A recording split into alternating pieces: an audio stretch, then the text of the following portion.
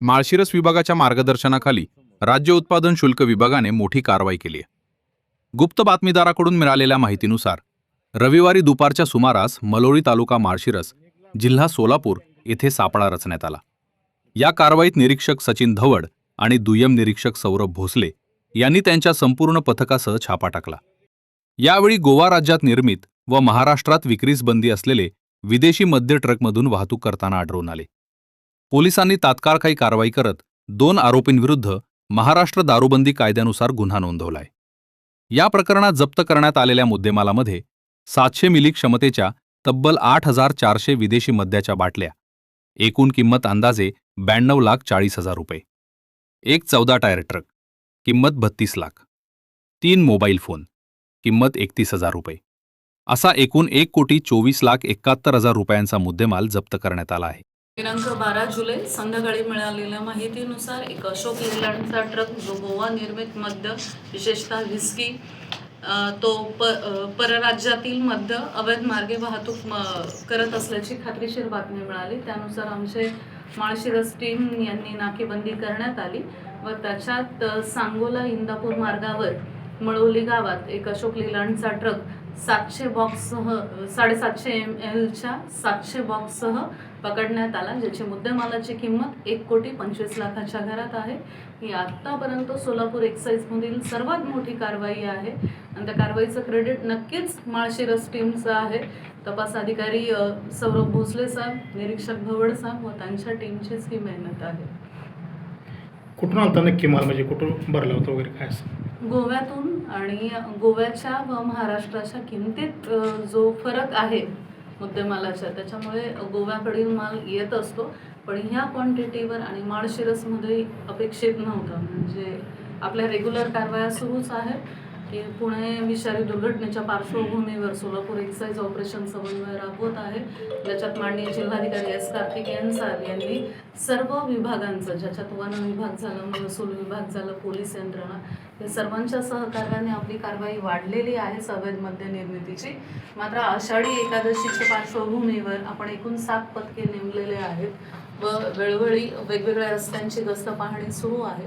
त्या पार्श्वभूमीवर एक निश्चित चांगले यश म्हणता येईल जे माळशिरस टीमने मिळवले आहे. याची पुढे कारवाईची रूपरेषा कशी असेल? सध्या तरी आता आरोपींना कोर्टात हजर केलं जाईल व पोलीस कस्टडी मिळवण्यासाठी प्रयत्न केला जाईल आणि निश्चितच की जिथून निर्मिती झाली किंवा जी लोक आपल्या जिल्ह्यातली सामील असतील त्याच्यावर कठोर कारवाई करण्यात येईल. मद्य लपवण्यासाठी जी त्यांनी आयडिया वापरली, अशा प्रत्येक कारवाईच्या वेळी वेगवेगळ्या सापडतात आयडिया. हां, निश्चितच की आता हा प्रकार वाढलेला आहे आणि ही जी मद्य लपवण्याची ट्रिक आहे ही वेळोवेळी ट्रकांमध्ये केली जाते, पण स्पेशली बॉर्डर जिल्हे जे आहेत, म्हणजे कोकण किनारपट्टीचे जिल्हे किंवा धुळे, नंदुरबार, जे की बाहेरच्या राज्यांना लागून आहे, त्या जिल्ह्यांमध्ये असा प्रकार आढळतो. सोलापूरमध्ये मात्र अशा प्रकारची ही पहिलीच कारवाई आहे आणि तुम्ही व्हिडिओ पाहिल्यावर निश्चित लक्षात येईल की त्यांनी एक शुभ कंपार्टमेंट केलेलं होतं. खात्रीशीर बातमी नसती किंवा आमची टीम खात्रीशीर नव्हती, म्हणजे संध्याकाळपर्यंत मलाही बातमी थोडी उशिरा मिळाली, कारण माल निघेल याची खात्री म्हणजे थोडी साशंकता होती. तुम्ही जर ट्रक पाहिलं तर निश्चितच त्यांनीही नवीन पद्धतीचा वापर केला आहे असं म्हणता येईल. गोव्यातून महाराष्ट्रामध्ये आणण्यासाठी किती क्वांटिटी लागते, म्हणजे परवानगी किती क्वांटिटीची आहे का नाहीच आहे? असे परवानगीच नाहीये.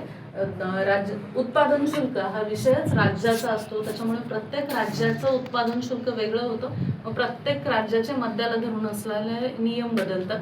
तर आपल्या महाराष्ट्रातील निर्माण झालेलंच मद्य महाराष्ट्रात वापरलं जावं असा कायदा सांगतो, त्याच्यामुळे गोव्यातील असू द्या किंवा कर्नाटकमधील असू द्या ते अवैधच मद्य म्हटलं पाहिजे.